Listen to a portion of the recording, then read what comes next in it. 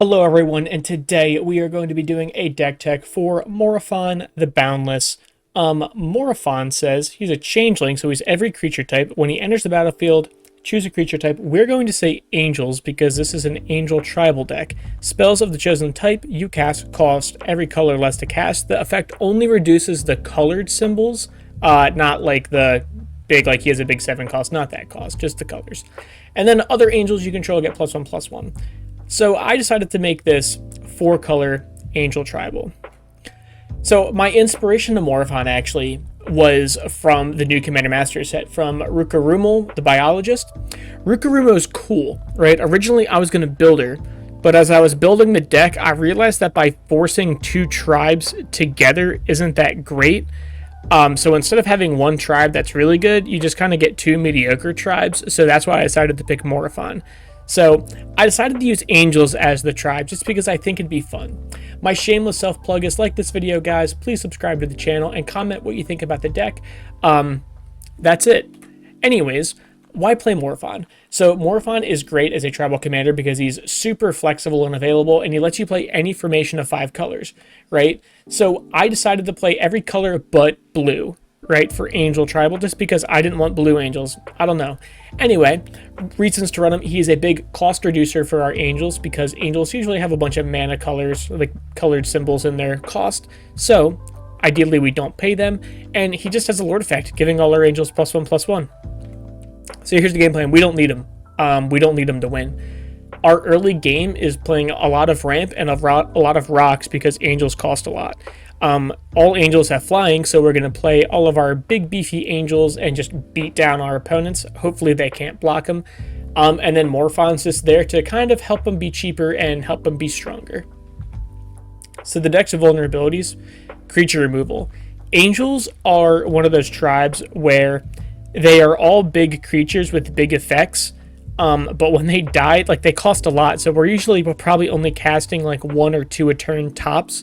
So just kind of having them die kind of time walks us almost.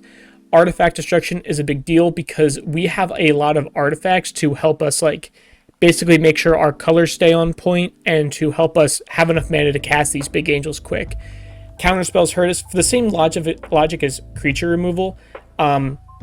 Basically just because, like, we don't want to spend our whole turn paying like 6, casting a big angel, and then just having it be countered. And then finally, the missing colors. We're a 4-color deck, so just if we're just not on with our color symbols, we can't cast our spells. Going into it, Archangel Avacyn, she is a 5-mana 4/4, so ideally with Morophon, she's a 4-mana 4/4. With Flash, Vigilance, and Flying, when she enters the battlefield, our guys are indestructible. And then whenever a non-angel creature you control dies, transform Archangel Avacyn at the beginning of the next upkeep. So we're Angel Tribal. We don't have a lot of non-angels, but we do have some. But either way, just 5 mana, even if Morophon's not on the field, 5 mana to just give our guys indestructible and just have an indestructible 4/4 with Flying and Vigilance is pretty good. If we do flip it, Avacyn says when this creature transforms, it deals 3 damage to each other creature and each opponent. So honestly, now it's just a 6/5. We're mainly running her just for the indestructible effect, but the 6/5 is nice. Aurelia, the World Leader, ideally, again, with Morophon, if he's on the field, she's only going to cost like 1 white and 1 red and 2. But anyway, she is a 3/4 with Flying, Vigilance, and Haste. So then when she attacks, for the first time each turn, untap all creatures you control, and then there's an additional combat phase after this. So that's a lot of combat phases. So ideally, 2, we have big Flying Angels. We beat down, they're hard to be blocked. That's a lot of damage. Avacyn, Angel of Hope. How can you make an angel deck and not have Avacyn? Avacyn is a Flying Vigilance 8/8 that says all your shit's indestructible. She's really good. Baneslayer Angel is a 5-mana 5/5 Flying First Strike, Lifelink, Protection from Demons, and Protections from Dragons. Baneslayer Angel is just a good beater in my opinion. That's pretty much the only reason I chose to put her in the deck list is she's just annoying, right? That's like a lot of life. She's really annoying to block. Demons and dragons can't attack us. I don't know. I think she's a cool angel. Battle Angels of Tyr. 4-mana 4/4 with Flying and Myriad. Myriad basically means that if you attack your opponent with this creature, each other opponent gets a copy of this tapped and attacking them. So whenever Battle Angels of Tyr deals combat damage to a player, draw a card. If that player has more cards in hand than each other player, make a treasure. If that player has more lands than you, than each other player, then you gain 3 life if that player has more life than each other player. So worst case scenario, it's just a 4-mana 4/4 that is attacking everyone, and sometimes we can draw a card, get treasure, or gain life. It's just good. Bruna, Fading Light. When you cast Bruna, return target angel or human from your graveyard to the battlefield, and is flying and vigilance as a 5/7, not bad. But Gazella, the Broken Blade, is a bit better. 4 mana 4/3, flying, first strike, lifelink at the beginning of your end step.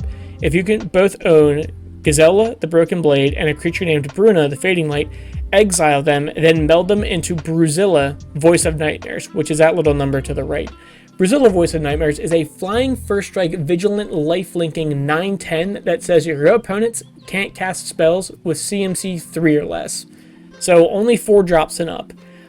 Just going back to Gazella really quick, she's just a 4, like kind of same logic as Baneslayer Angel. Even without the meld, it's a 4 mana 4/3 with flying, first strike, and lifelink. That's annoying to see early game. Bishop of Wings, that guy's not an angel, but whenever an angel enters, we're going to gain 4 life, and then whenever an angel you control dies, make a 1/1 white spirit token with flying. Angel's a 1/4. The thing that's nice about Bishop of Wings is he comes down early. We don't have a lot of blockers early game, and he's one of them. Drana and Linvala, I think, is a cute idea, just because ideally if Morophon's on the battlefield, it essentially just costs white and 1. But anyway, it is a flying vigilance 3/4. Activated abilities of creatures your opponent's control can't be activated. I use it as a hate piece. I just think it's nice as like a hate piece.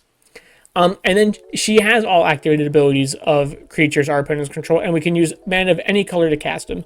So if our opponent, like, easy example, if our opponent has like a mana dork, Drana and Linvala is now a mana dork, and their mana dork is just essentially a vanilla 1/1.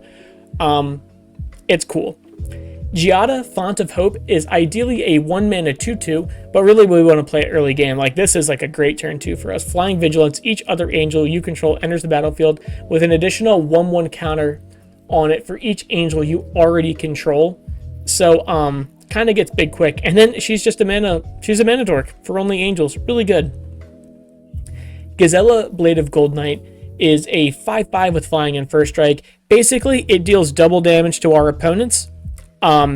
If a source would deal damage to an opponent or a permanent an opponent controls, that source deals double damage to them instead. And if a source would deal damage to us, it's halved. So basically, it's not just our stuff that it's double damage to opponents. Opponents just deal double damage. All opponents take double damage, and we take half damage. That's how you read Gazella. Herald of War, I kind of like the idea of. It's just a 5 mana 3/3 with flying. When it attacks, put a 1/1 counter on it. And then angels, don't worry about the humans. Angels and human spells you cast cost 1 less for each 1/1 counter on her. So ideally, she's just a cost reducer in a perfect world. And she kind of works well with Giada and some other things. Kalia is she's really just a human cleric. But when she attacks, when she attacks an opponent, you may put an angel, demon, or dragon creature card from your hand onto the battlefield tapped and attacking that opponent. So ideally, we just attack with Kalia, and we could just whip out even just Gazella and have them take like a ton of damage. Pretty cool. Liessa, the Forgotten Archangel. You probably forgot about her, huh? She is a 5 mana 4/5. Ideally, she only costs 3 though. With flying and lifelink, whenever a non-token creature you control dies, return that card to its owner's hand at the beginning of the next end step. If a creature an opponent controls would die, exile it. So basically, if our creatures die, they just go back to our hand. We can recast them later. If our opponent's creatures die, they're gone forever. Linvala, Keeper of Silence, is a great hate piece. She is a 3/4 flyer with activated abilities of creatures your opponents control can't be activated. So kind of just like Drana in a way. I guess that's the Linvala half, I guess. But again, just a hate piece. Really stops like Krenko decks, people from Mana Rock, like going nuts with like Elf Ball or whatever. Lyra is really cool because she's just straight up a lord. Flying, first strike, lifelink. Other angels you control get +1/+1 and have lifelink. Sounds good to me. Rien, Angel of Rebirth, I think is really interesting because ideally with Morophon she costs 2. Flying, other multicolored creatures you control get +1/+0. We are a primarily white deck, but we do have a lot of multicolor like angels. And then whenever another multicolored creature you control dies, return it to its owner's hand at the beginning of the next end step. So ideally, our stuff just doesn't really die. It just goes back to our hand. Righteous Valkyrie is nice, flying whenever another angel or cleric enters the battlefield under your control. Gain life equal to that creature's toughness. Good life gain right there. As long as you have at least 7 or more starting life, creatures you control get +2/+2. I think that's good for a bunch of reasons. One, it comes down for 3 mana. Early game is a flying 2/4. That's great. That's probably one of our earliest played angels. 2, it's going to make us early game. We're pretty vulnerable just from like super aggro decks. Like we can't really do much to block because we're going to be too busy putting down mana rocks and ramping and playing lands or whatever. So the fact that she comes down early to block and then she'll gain us that life back later. And then not only that, she also just gives our creatures +2/+2. It's really good. Sanctuary Warden, I actually didn't put in the list at first, and then I changed my mind on it as I built the deck. Is a 6 mana flying 5/5, and it enters the battlefield with 2 shield counters on it. Shield counters basically say if this creature was dealt damage or be destroyed, prevent that, doesn't happen, remove that shield counter. Whenever Sanctuary Warden enters the battlefield or attacks, you're going to remove a counter from a creature or planeswalker you control. If you do, draw a card and then make a 1/1 citizen. This, I put it in for a bunch of reasons. 1, it's hard to get rid of because it has shield counters on it. 2, it draws a card and makes a 1/1. And 3, that 1/1 can trigger to Avacyn for when a non-angel dies to deal 3 damage to our opponent's shit. I think it's cool. Serra Paragon is neat. 4 mana, 3/4 flying, once during each of your turns, you may cast or you may play a land from your graveyard or cast a permanent spell with mana value 3 or less from your graveyard. If you do, it gains when it dies or leaves the battlefield, whatever, exile, you gain 2 life. It's a way for us to play lands from the grave if they get milled. It essentially lets us double up on our kill spells and recast like ramp. I think it's good. Shalai, Voice of Plenty, just 3/4 flying. You, planeswalkers, and other creatures have hexproof, and it's a mana sink to put a 1/1 counter on each creature we control. Again, I guess now that I really think about it, I didn't think about it prior to this. That kind of also does work with Sanctuary Warden. Sigarda, Fauna Blessings, a 4 mana 4/4 flying. Other permanents you control have hexproof. Hey, thanks, Shalai. You may look at the top card of your library anytime, and you may cast the top card of your library if it is an angel or a human. And guess what? We're human. We're human tribal. We're angel tribal, of course. Other Sigarda, Host of Herons, ideally only costs 3 mana for a 5/5 flying hexproof. Spells and abilities your opponents control can't cause us to sacrifice permanents. Cool. Toriel, Reckoner of Souls, ideally just costs 4 mana, but it's flying and vigilance, and then just choose a creature card at random from an opponent's graveyard, put that card onto the battlefield under your control. I like it. The issue with Toriel is, at least back in the day, I really, really liked Toriel. And I wanted to put her in a deck, but she costs 7, and a kill spell just destroys the deck. You're never casting her again. But now she costs 4 with Morophon, and I like that a lot better. And then final, Youthful Valkyrie, probably our best angel to get down early. Whenever another angel you control enters the battlefield, put a 1/1 counter on it. That thing can get big. I guess that also does trigger again with Sanctuary Warden. Cool. Let's go to Sorceries. Austere Command, very dated card, but Austere Command basically says choose 2. Destroy all artifacts, destroy all enchantments, destroy all creatures with CMC 3 or less or 4 or greater. Ideally, it's a good modal nuke. We can destroy all enchantments because we don't have a ton. And we can destroy all creatures with mana value 3 or less because we are primarily a 4 or greater deck. So it keeps our guys alive and it kills smaller guys, or it's just 4 mana, destroy all creatures, or 6 mana, destroy all creatures, or destroy all artifacts or enchantments. We just get to pick whatever seems best. Cultivate is great. Search a library for 2 lands, reveal them, put 1 on the battlefield, and 2 in your hand, basic lands. So ideally, since we're such a white-heavy deck, we are probably going to have one of those cards be a plains and then whatever else we need. Eerie Ultimatum. That costs a lot of crazy mana. White, white, black, black, black, green, green. Return any number of permanent cards with different names from your graveyard to the battlefield. The cool thing about Commander, right, is that all of your non-land permanents have different names. So it just says return all permanents from your graveyard to your hand, unless they're basics. And even if they're basics, you get 1 of each. Farseek's cool. Search your library for a Triome. Cool. That's pretty much it. Search your library for a Triumph, put it into play. Kindred Dominance, choose a creature type. We're going to say Angel. Destroy all non-angels. Cool. Kodama's Reach. 3 mana, search your library for up to 2 basic lands. It's basically Cultivate, but you can Arcane. It has Arcane, so it's a little bit better. Nature's Lore, search your library for a forest card, put it into play, and then shuffle. The cool thing about Nature's Lore, right? And honestly, Skyshroud Claim is the same thing, but doubled up. You can get a basic forest card, and it'll enter play untapped. You can search your library for a shock land, and you can choose to pay 2 life, and it'll enter untapped. Or you can search your library for a Triome. I've been really hot on Nature's Lore and like 3 visits effects lately, just because it's basically, if you just get a basic forest or a shockland, it essentially only costs 1 to ramp, and then you have access to another color, or it's just you just get a Triumph and now you have all your colors. Ruinous Ultimatum, red, white, black. Destroy all non-land permanents your opponents control. Just get rid of everything they have. That's basically better Cyclonic Rift. Skyshroud Claim. Again, Nature's Lore, but 2 times 2. 3 visits, it's Nature's Lore. It's literally the same exact card. Instance, Akroma's Will. 1, because it's on flavor, and 2, because if we have Morophon on the field, the game is over. Choose 1. If you have Morophon, you may do both. Creatures you control gain, for basically you look at it as offensive and defensive, and if we have our commander, we are both. Creatures you control gain Flying, Vigilance, and Double Strike until end of turn. That's enough to just kill someone. And then creatures you control gain Lifelink, Indestructible, and Protection from all colors. So if we have Morophon, our creatures just straight up can't really die, and they can't be blocked, and they deal double damage. It's kind of insane. Anguished in Making, get rid of something we don't like forever, and we lose 3 life. Who cares? Get rid of something forever. Assassin's Trophy, get rid of a permanent, not like a non-land, just permanent our opponent's control. We don't like it, get rid of it. They can have a basic land onto the battlefield instead.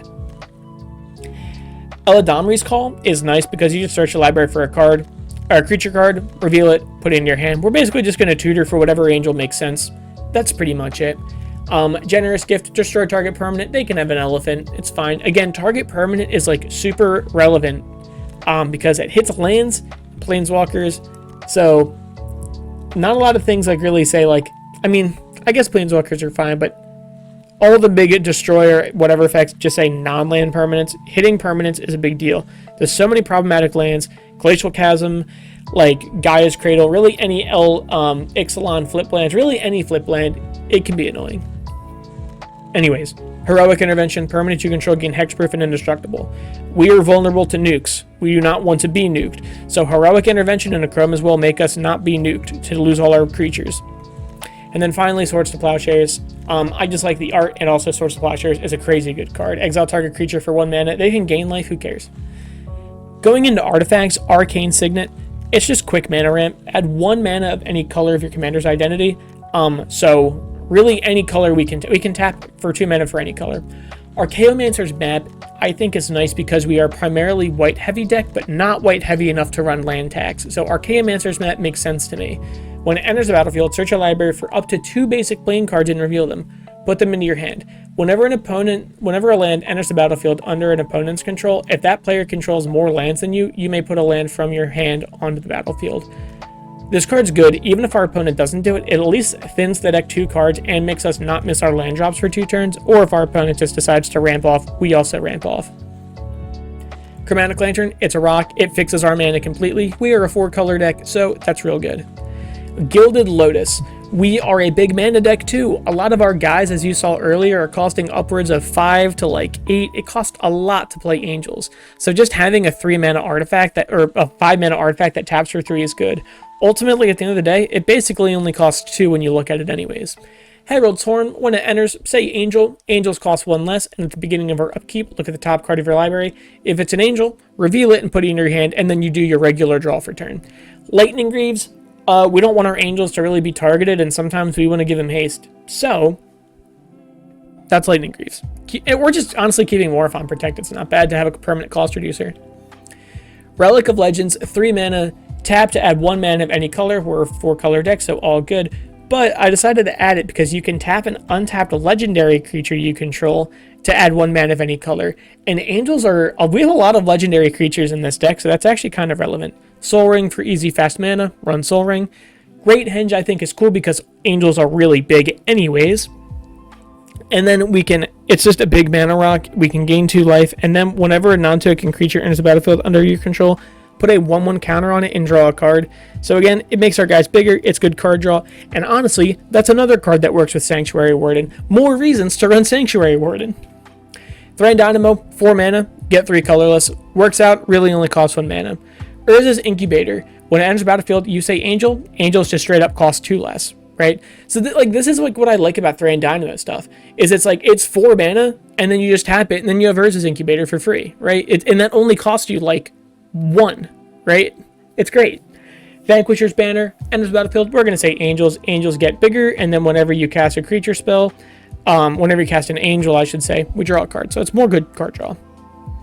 Going into enchantments, Black Market Connections is cool, and here's why. 3 mana, right? At the beginning of our pre-combat main phase, so we already draw, and we get to choose what we want after our draw.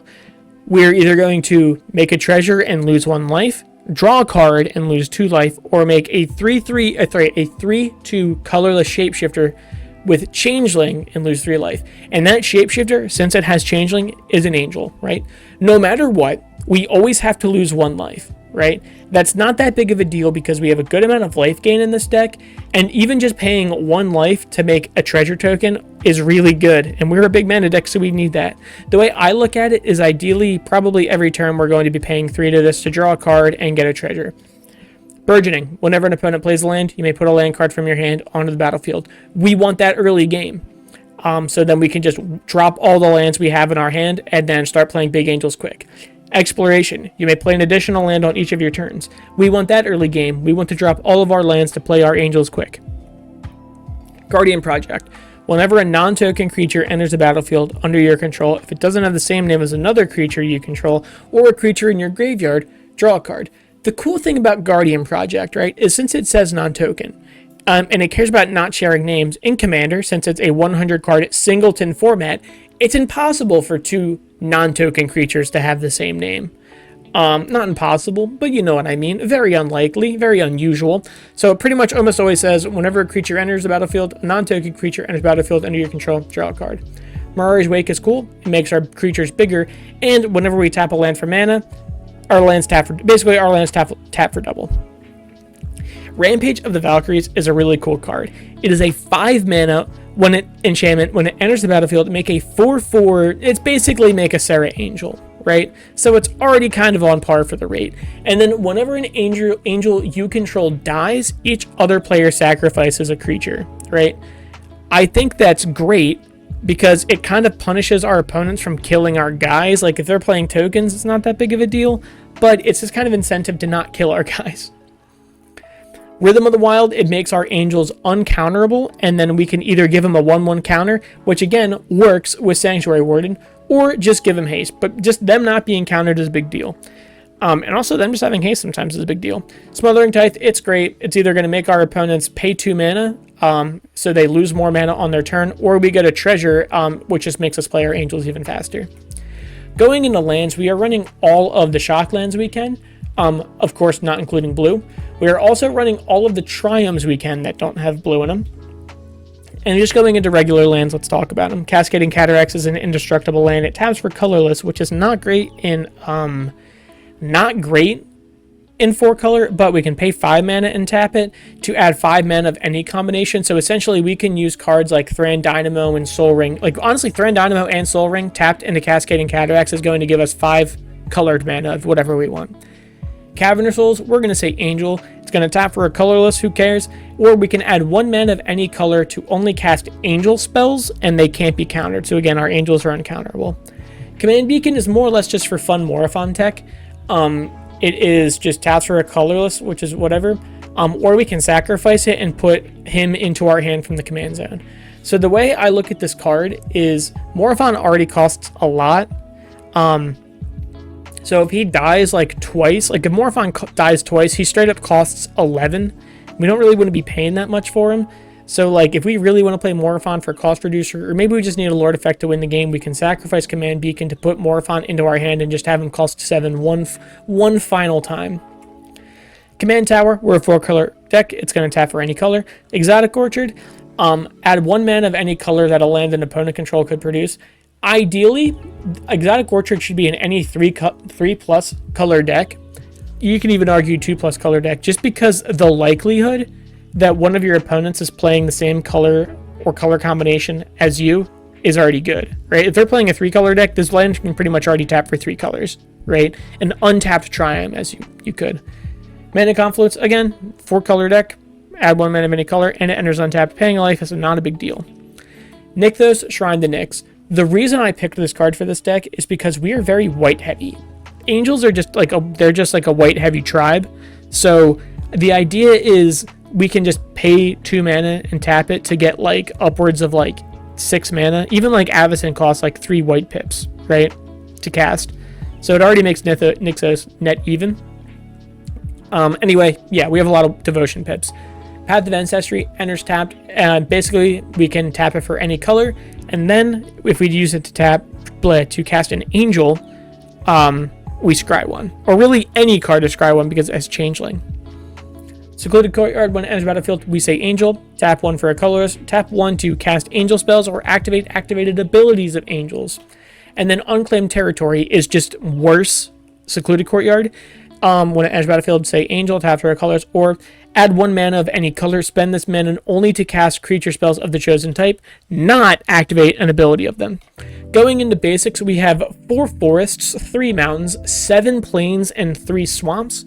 That all works out pretty well because we have all of the Shocklands and all of the Triumphs. We needed a larger number of plains, really just so our Chaomancer's map can work.